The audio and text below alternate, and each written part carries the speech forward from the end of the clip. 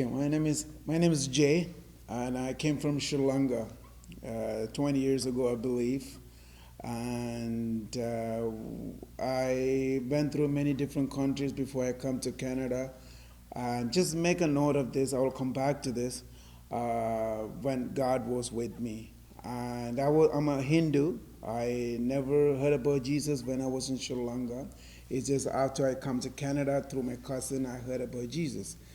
But anyway, until I was 15 years old, I never got into a car, and I was end up in a plane, 747. I was excited. I came to Canada, and then my life is fine. I end up living with my aunt and my cousin, and I thought this is my family. I'll get treated like I'm one of them, and I thought this is my royal family.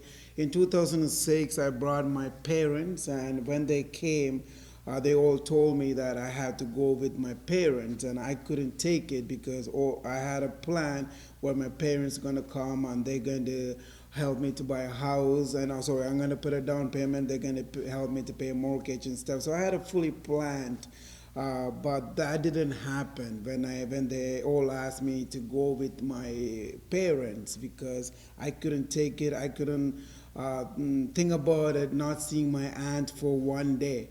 So anyway, I end up with my family, and I end up drinking on 401. I thought nobody care about me. My life. This is my life. I have a nobody, and I don't care about anybody. So I started to go in the other side because I thought there's no day tomorrow. This is today. I'm just gonna live it out.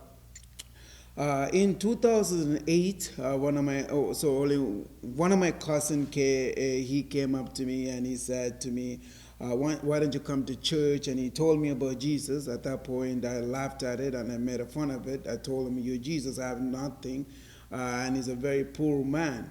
And at that point, I kind of left, but he ended up calling me the Sunday, and so I went to church, and I didn't understand one word the pastor was preaching. So I went home. Again, I opened the beer can on 401 and 410, and then by the time I get to Warden on 401, I'll be finishing a 12 boys can. And so I went home, I slept. The third Sunday, he called me again, and so I went again. And this time I was there. I didn't pay attention, but I want to know what they are up to. And then again, I opened the beer can on 401. I went home. I fell asleep. The third Sunday, I went to the church is because I want to see why they doing it. I mean, we are Hindu, but why these people trying to get others to come to Christ? And I didn't know anything about Christ at the time, by the way. And then I was very eager to find out. So I went, sat on the front of my pastor, my cousin. And one of the pastors called me and prayed to me. And he prayed a lot of things. And then he started telling me my stories, what I went through and all the trouble that I'm going through. I thought my cousin told him everything. So at that time, I'm like, okay, what's going on? And all the whole time I was driving back to my house, I didn't open that beer can. I totally forgot. So I went and I opened the beer can on my parking lot, and I couldn't taste the beer. The beer tastes like a coffee without a sugar. And I threw the beer away and went home. I fell asleep around 11 o'clock. Stopped thinking about Jesus. And then around like 2 to 2:30, I had a dream, and I was sitting on somebody's left thigh, and the whole entire roof is getting destroyed, and there's a lot of chaos happening. And by the time I look up, I trying to tell this person we gotta go too. By the time I look up and I look down, entire roof is gone. It's very peaceful, and I felt. I still remember that dream. I was holding his hand like this as a baby and walking with him. So I drank a lot of water. I thought this was a joke, and I went back to sleep again. And the second dream that I had, where I was on top of a mountain, and there's a book like a Bible, but it's in a rock.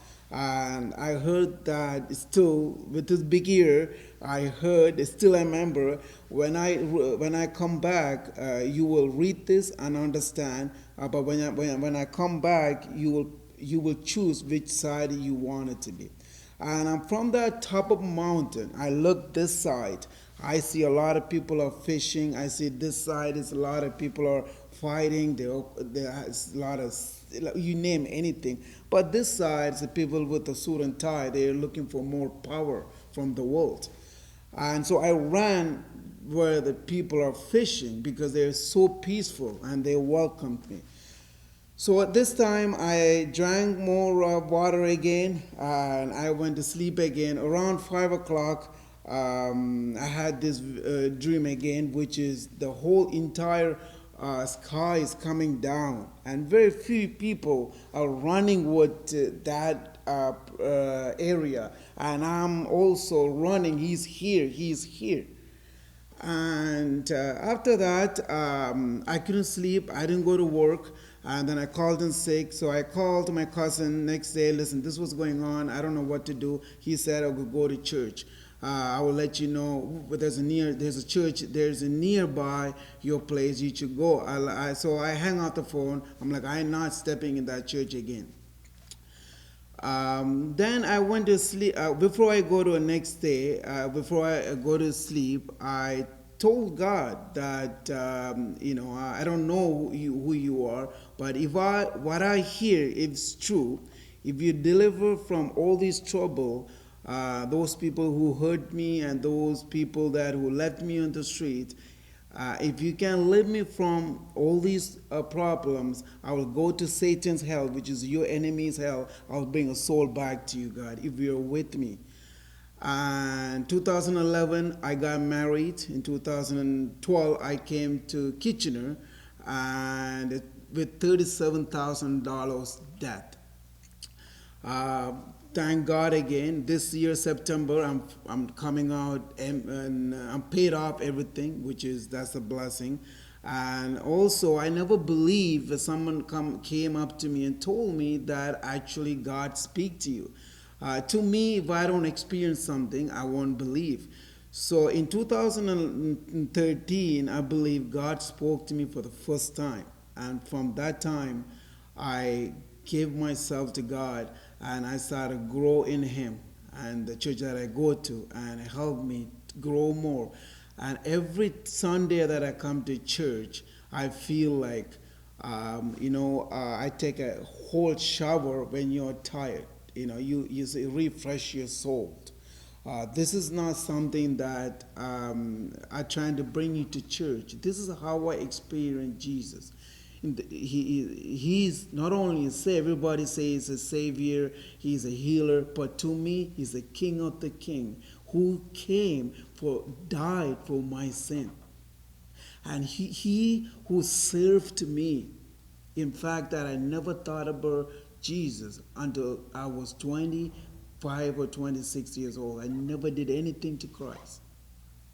And he picked me up from the dirt and turned my life upside down. And I'm just asking you to give your heart to Jesus. And he will correct you, he will mold you, he will make you a better person. And that's something that I experienced.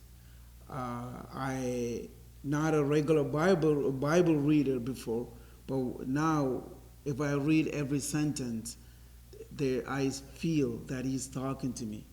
God is real. In this world, there is so many things happening. I often say Satan offers more. He's in charge of the world. But when you come to Christ, he will give you the eternal life. I cannot live one day without Jesus. Everything in my life will